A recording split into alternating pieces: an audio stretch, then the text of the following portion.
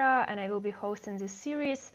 And before we start, just a little reminder that you can always support our show by going directly to our profile on Twitter, which is Omakase Show. You can find this cash button and send your donations in Ethereum, which is always highly, highly appreciated. And today we have an amazing guest, also an artist that I think accidentally met on Twitter, and also an artist who joined my curatorial drop. It's Paweł, and Paweł is also a generative artist, creative coder. I think you have a PhD, or you are a doctor even. I don't remember. Oh, you will tell us. Uh, Thank you so much for joining me today. And can you just tell us more about yourself and how you got into this space? Thank you. Thanks for having me. Thanks for inviting me to your exhibition because this is a huge honor to be among the chosen artists. So, as you said, my name is Paweł Dudko, and I'm a well, I would say algorithmic artist. I work with algorithms in general. It all started with an idea of 3D printed sculptures that would be generated by an algorithm and then 3D printed by 3D printer.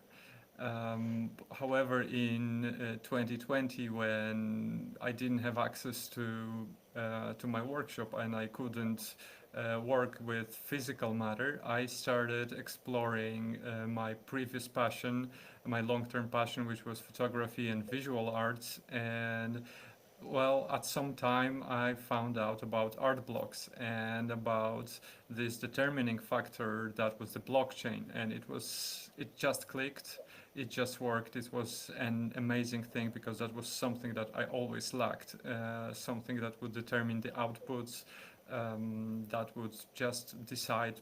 I don't know, by some kind of factor, not only curated by the artist, right?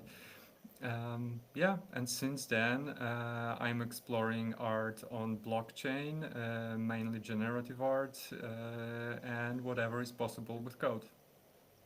But you also have background in architecture. Yes, that is true. That is a Yes, lot of stuff. Okay. that is a lot of stuff, yeah. Um, well, I will showcase your art, and I think you can guide us through your creative process, which I know is quite complex, and you do use different mediums. But yeah, anyway, kind of guide us through how you create your artworks. Um, So, well, usually I work with. I have, well, you mentioned my background in architecture. Actually, my background is much, much wider because I also worked as a videographer and multimedia artist. And my favorite part, like, that's always fascinated me since my photography times, was image compositing. So, blending images, image science, um, all these curious things, how digital image is created and how it is stored, and how it just appears on our screens. So in majority of my works, I use a lot of image compositing. I use a lot of I would say, like, in simpler terms, layering. I try to build it. I build my artworks with layers, with various effects, and I'm always inspired by systems in general. I would call it systems, but it could be natural phenomena, it could be technology, it could be I don't know how to call it, like herd behavior or something like that. In general, huge amounts of data or organisms or particles that act in some kind of way together, creating a phenomenon. Okay, and then step by step, how do you implement this to your art? Well, so I usually well, I don't work with blank canvas these days. So this is something that many painters are afraid of. They work with blank canvas. I have my own, I think I would call it like techniques or my own workflow how to avoid it. Whenever I have some time that I'm not working, I would call it like a research time, right? When I'm not working on a particular artwork or a particular collection or series, I'm just playing with algorithms to see what are the possibilities. And sometimes there is something that is very interesting and that, how to better phrase it, something that just shows the potential, something that I want to explore in depth, something just triggers me to search deeper and search more. And then, well, I usually work with code. So I'm writing, I'm trying to find the edge cases of the code. I have my own vision. I find the meanings of the artwork, of course, because that's what's important. Yeah, I think that's pretty much the whole process, just sitting in front of computer and writing a lot of code. It is indeed, well, quite complex, I guess. Um, then okay, and how do you add 3D printing to all of the steps? So, like step by step would be you find an inspiration within some data that you see interesting, can be either particles or other elements. Then you use coding to create something, but at some point, and I guess in some collections, you also add 3D printing. Um, how how this part works? How do you do it? Well, so 3D printing actually happened before I joined Web3 and before I started sharing my artworks on blockchain. However, yes, this is what you describe is pretty much how it worked.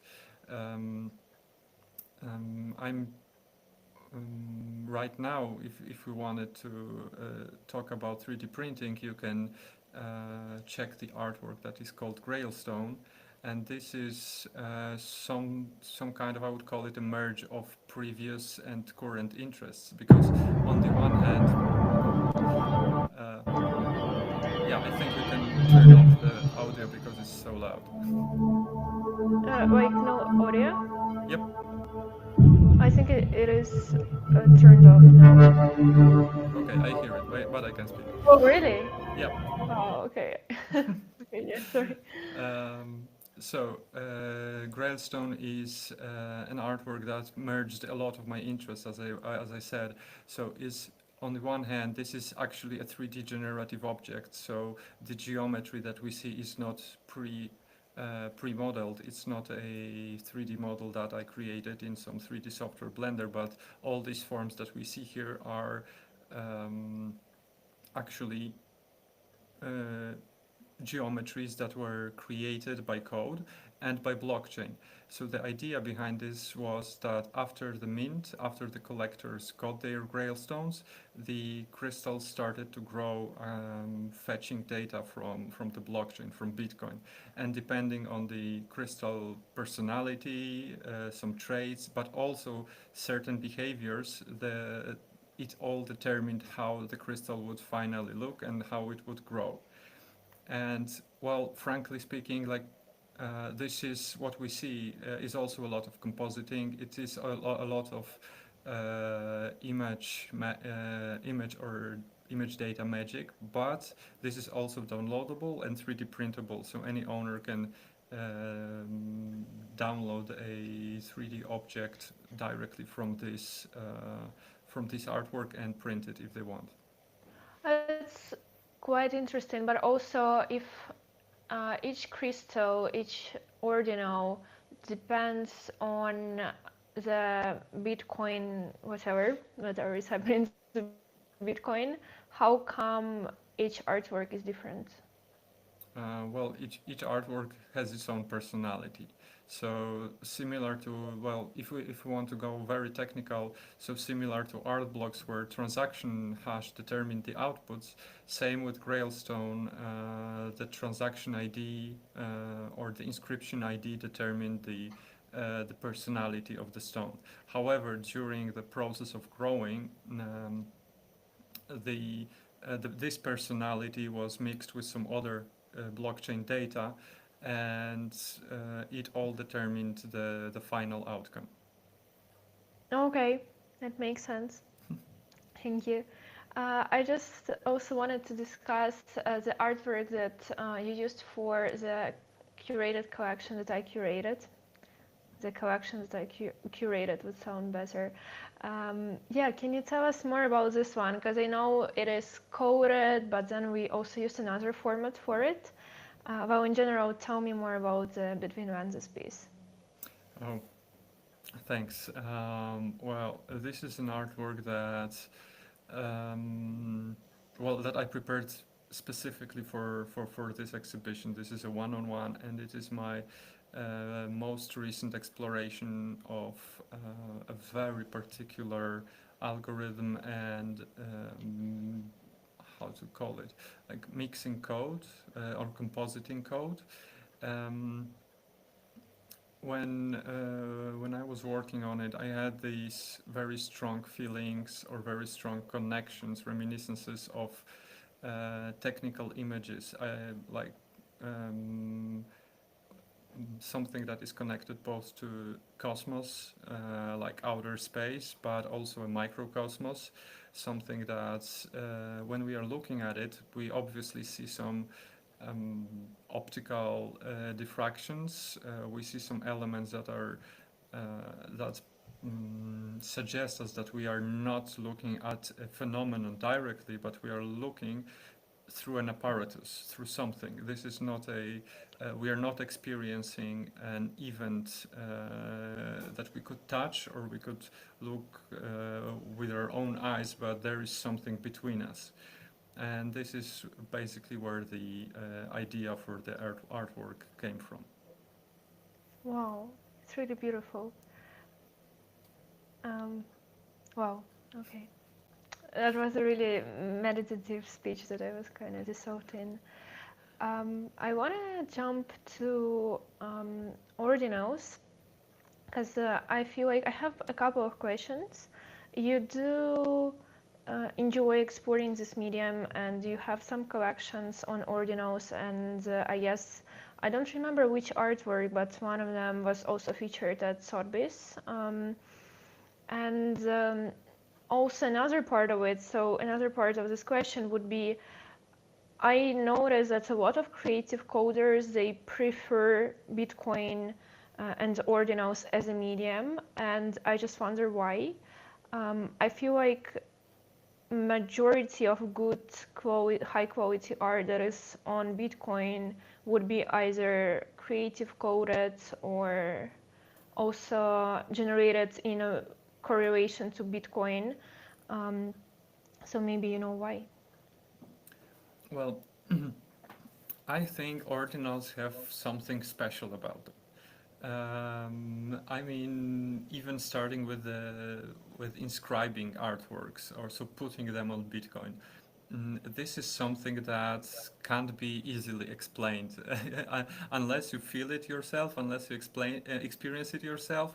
It's really difficult to tell you what are the feelings when you are finally pushing that send transaction button and you know that, okay, now once it's confirmed, there's nothing that could be done to erase it from the blockchain. If it was good or if it was bad, it will stay there forever, right? And we have something that I personally love, that there are artworks from various artists which happens to have some mistakes.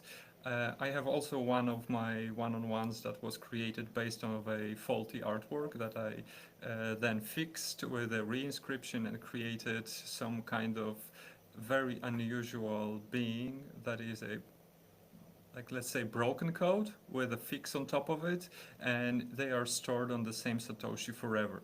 So yeah, the things I'm talking about right now, they sound extremely technical, but on the other hand, this is I have a feeling it gives you a great opportunity, great ability to play with the medium. Something I haven't found on Ethereum. I'm sure it's there. I'm not saying it's not there. I mean, I'm sure it's there, but to play with blockchain on Ethereum, you need to actually know the smart contract. I mean, you need to how to code the smart contracts. It's much more demanding. Um, it needs some extra skills. However, artists who want to explore the blockchain and the possibilities that it gives to you on the Bitcoin, it is actually like really, how to call it, robust, really very simple also.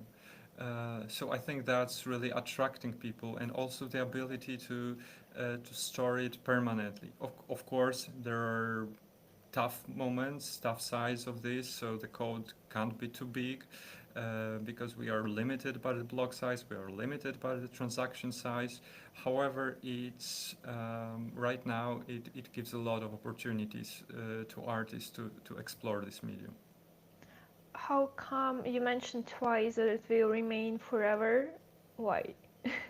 Um, well, this is how ordinals are built. Uh, in general, the data for inscriptions is stored as a witness data, if I'm not mistaken, on Bitcoin, on transaction witness data on Bitcoin blockchain, and that can't be erased. Of course, there were some discussions whether it's good or it's bad, whether it bloats the blockchain, and so on and so on. But I believe that for such an important matter, which art is or our culture, this is not that demanding from the society to contribute to it. And well, we see also that it is beneficial for the miners because it brings a substantial financial incentive. I'm trying to phrase it so nicely, but yeah. At some time, ordinals and inscriptions were responsible for a lot of fees that were on Bitcoin. And well, true that it could be erased, but it's called pruned. It would be called pruned, but this action would need a lot of. It would be just dangerous. Yeah, let's put it this way. Mm-hmm. Okay. And if we focus on your experience building on Bitcoin, how was it for you? And in general, I think the latest pieces that you did were like, it was an exception of the piece you did for my curatorial drop were on Bitcoin, which probably means that you are planning to stay on this blockchain. I mean, I still enjoy releasing ordinals and working with Bitcoin and exploring the possibilities. But for me, um, I would say Bitcoin forced me to become a better coder. I'm not saying a better artist because I don't know if that's true, but better coder for sure. Uh, because when I started exploring this visual part of generative art, I relied solely on creative libraries, like many artists do. So P5.js, 3.js, etc. Right. However, on Bitcoin, these files were too large to put them on Bitcoin. I mean, my code plus the library. It was just enormous at the time when I started, so early days. And I had to bring my ideas to life. I had to go and learn much more sophisticated techniques to learn to code without creative libraries. And I don't know. Since then, I learned a lot. I recently reviewed my old code. And well, I must say it's been a long way during these 2 years. So the main goal was to shorten it. Not only shorten it, but also make it more optimize it, because it's not to make it smaller is an important thing to me because I want my collectors or myself not to spend too much on the fees, right? Because that's a huge factor. I've seen artworks that would cost like hundreds of dollars to inscribe, and that's well, that scares collectors away, of course. However, there are also things like you need to make works, or I need to make works that would work both on desktops but also mobile devices to provide as close a similar experience to any user using any device, and sometimes even thinking about how these experiences could be different from each other depending on the scale or the context that we are looking at this artwork. And well, for me, also the Bitcoin, the possibility of exploring all these intricacies of the blockchain is just, I mean, it's just fascinating. Like this Polyphos artwork I did, right? So at the beginning of our talk, I told about this, why art blocks were interesting for me, because they provided a factor, something that decided about the outputs, right? And with Polyphos, I went even further. So during minting of this artwork on Gamma, collectors could have chosen a Satoshi they wanted. And Satoshi didn't determine the output, but it determined a set of features. It determined the probability of certain features, guaranteed others. So it was up to the collector what they want to, which features they value most, how they want to proceed with it. Do I want one artwork? Do I want more? Maybe I want, I don't know, I like this circular composition, so I will go with Pizza Satoshi. So the Satoshi that was used to pay the famous 10,000 bitcoins for 2 pizzas, right?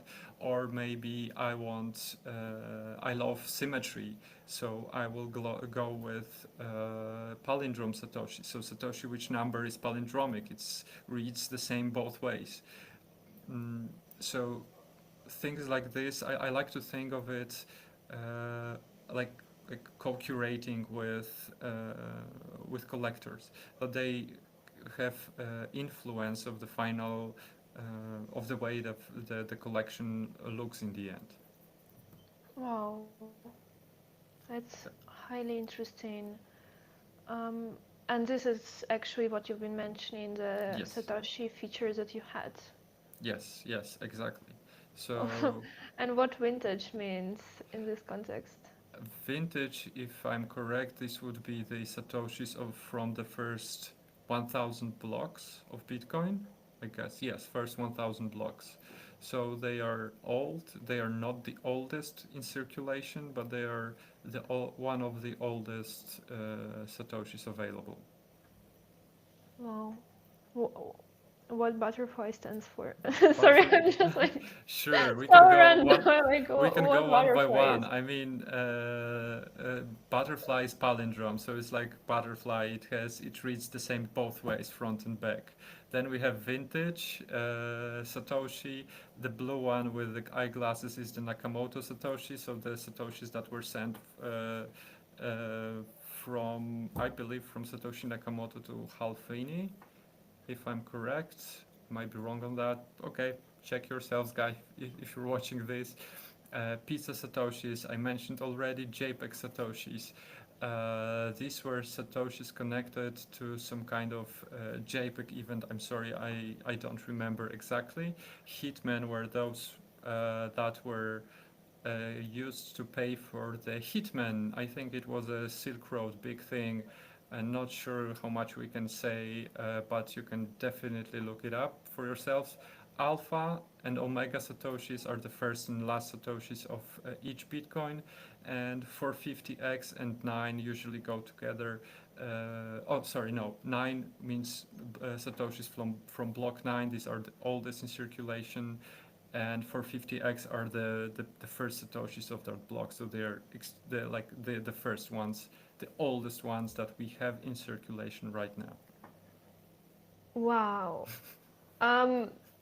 It's, as you explain all of this, it is indeed highly entertaining to kind of to pick your words. I think it's like really a small gamification for the collector. Okay, and then last thing, I wonder what the percentages are. So these were the percentages. So on the top row, on the headline row, we see the satoshis, and in the first column, uh, explain or list the features. So there were features like inverse, black and white, symmetry, vintage, light leaks, pizza, placeholder, and crosser. And choosing your any satoshi, you have any particular satoshi, you get the probability of certain feature happening. So, for example, if you take a look at, let's say, palindrome, uh, we we see that if you choose palindrome, you are 100% getting a symmetry feature. This is sure, you will get it. But other features or other traits like vintage palette, light leaks, pizza, etc., are much lower probability. Or with Pizza Satoshi, if we choose Pizza Satoshi, then we definitely get Pizza Trade. But other trades, much lower probability. Yeah, I'm just going through it right now. Wow. Okay, that's really interesting. Um, if you were to share some tips for artists who are trying to get into creative coding and in general are trying to experiment with new mediums, what your tips would be? Experiment. Experiment, don't take things too seriously. Uh, Try to connect also. This is very important and highly undervalued, I think. Don't rely on just putting your work out there. I mean, just posting, sharing it, but try to talk to people. I mean, all the artists that I've met on my path so far are normal people, majority like I haven't met a single artist that I wouldn't like. They are just great people. You can talk to them. You can exchange Never. ideas. You never met one artist you didn't like. Not in Web3. Okay. Yeah, not in Web3. It hasn't happened yet. Maybe we had different opinions about art things or something, but it's not that somebody was a jerk or something like that. Fair enough. Yeah, I agree. Same for me. Yeah. Okay. Yeah. So yeah, I would say just it's important to exchange opinions because it can also make you wonder or start thinking about things differently. Yeah, yeah, indeed. And I also feel like this quite like the community around ordinals is huge. It's crazy. These people are kind of they live on this Bitcoin protocol. They love this stuff and they are trying their best to promote it. Um, I think it's even like so much stronger than NFTs, and in general, like even Ethereum community. Um, and I do feel like new artists are always welcome because there is such a strong support base around this. Um, I want to ask you the final question. What are you working on right now, and what we kind of can expect to see from you? Mm, right now, I'm working on a how to phrase it, not to give too much alpha. I'm working on a new collection that will be very different from what I've done so far. Maybe not in terms of visual aspect because I'm still exploring the same interest or just the same things fascinate me still, and I think there's still a lot to explore. However, right now I'm diving more into the artistic process, the creative process. I try to explore it more as a creator, as an artist, how the process affects me, and maybe step away from this path of releasing a long form collection with all outputs derived from the same code and looking into something more complex, more personal, I think that's good. Kind of like one-on-ones that are more, yeah. Okay. Yeah, something Um, that in that direction. that's interesting. It's not related to art, but I will share. I recently just did a retreat. I was meditating and I was like without my phone and silent for 3 days. And one of the kind of like teachers of this retreat, we were doing some particular meditation practice. It included like a lot of moving, but a lot of like similar moving. And she asked us to avoid doing anything automatically. And I don't know why, but this line kind of stuck in my head, and I am still thinking about it. And I do notice that I do a lot of stuff like kind of like automatically on autopilot, um, which can be like convenient, but also sometimes is not like really relevant. Um, it can be like scrolling my IG while I'm eating and things like that. So I do feel like what you're trying also to do is to avoid automatization because you created like two collections on Bitcoin, and I guess now you're trying to kind of to dive into a completely different creative process rather than what you had previously. Yes, yes, that's very well phrased. Exactly. I'm trying to break some kind of pattern, something that I felt too comfortable with. Um, I don't know if you heard about the great Polish painter. At first, he was like a traditional painter. Then he started painting. Uh, I think it's in English works too, icons. So he was painting Orthodox church icons, And what pictures. is his name? Nowosielski. Nowaczewski. Nowosielski. Nowos. Jake. Yep. Yeah. Or no, Jake or this George. is. Oh, wait a sec. This is a football player. No. Sean? Let me find him. Hmm. N- I'm not sure.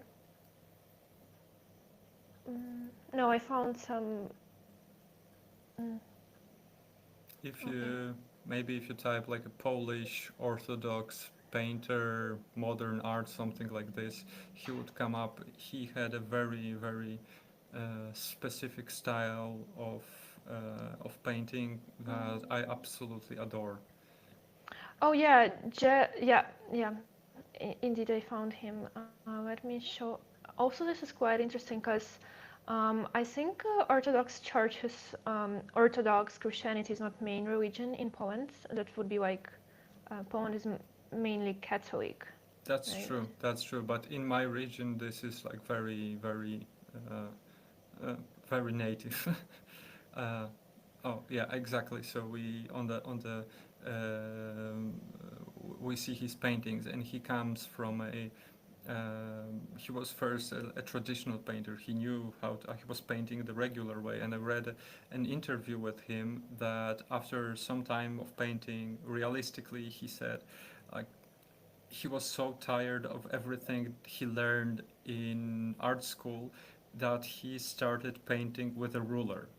Like he was taking a ruler, placing it on the Mm. canvas and painting with a only with a ruler and a brush, because he Wow, I think, sorry to interrupt you, but I know that if you are trying to achieve a straight line and it is an oil painting, you shouldn't be using ruler in any way. Like it's like really forbidden. It's like a really bad thing that you shouldn't be doing. If I exactly. remember correctly, this is what they say at art schools. Yes, Yeah. yes. So he was like breaking it on purpose because he said like he tried to break out of this routine that he learned at school, and it didn't work. So he just started doing things the opposite way. And after long time, he came up with paintings that I find I mean extremely spiritual, extremely mystical. There is just how I mean it's modern approach to a very old problems or topics in art, and they are just beautiful. It's really interesting. It's quite geometrical, but then also there are some like soft lines. I like it. And the color combinations. Wow. Wow. He is so cool. I think it's like kind of. Oh, he's half Ukrainian, half Polish. See, I didn't know that. That's Nice. crazy. Yeah, because I saw a lot of kind of Ukrainian articles coming up as I was checking the images, and he was also a theologist. He has a background of being like of creating a theory of art, which is also an interesting profession. And he's half Ukrainian, half Polish. Wow. Nice. Nice. Wow. Way to be proud for both of us. Um, yeah, the only thing that it's only Ukrainian Wikipedia that says he is half Ukrainian, half Polish. Everything else just says that he is Polish. Um, I don't know. I will just please myself and I will say that he's half Ukrainian, half Polish too. Even though I think he was born in Krakow, and I guess Krakow is quite like close nearby to the border with Ukraine, so he can kind of have this mix. Wow. Okay. Thank you so much for sharing this artist with me, and thank you so much for your time.